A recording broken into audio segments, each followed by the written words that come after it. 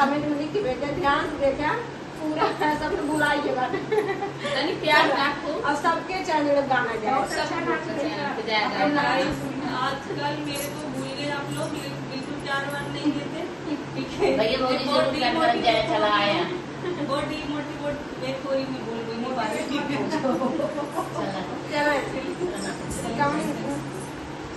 मस्त हवा लागे बलम, मस्त हवा लागे सवेरे खिड़की से, मस्त हवा लागे सवेरे खिड़की से, रात हवा लागे बलम के जुलफी से, रात हवा लागे बलम के जुलफी से, मस्त हवा लागे सवेरे खिड़की से, मस्त हवा लागे सवेरे खिड़की से,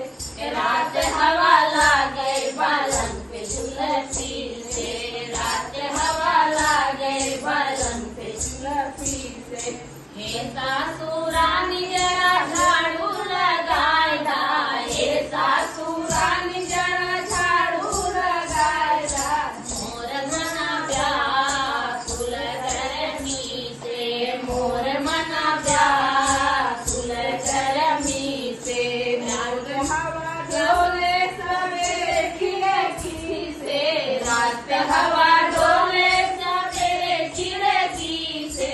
रात हवा लागे बलम के जुलफी से, रात हवा लागे बलम के जुलफी से।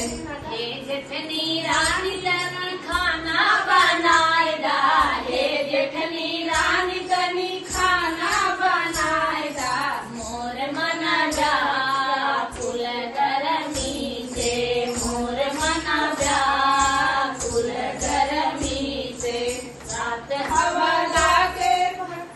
रात हवा लागे, सवेरे हवा लागे बलम खिड़की से, सवेरे हवा लागे बलम खिड़की से, मस्त हवा लागे बलम के जुलफी से, मस्त हवा लागे बलम के जुलफी से। हे ननद रानी जरा पानी ले आए दा, हे ननद रानी जरा पानी ले आए दा, मोर मना व्याकुल गरमी से, मोर मना व्याकुल गरमी से, मस्त हवा लागे सवेरे खिड़की से,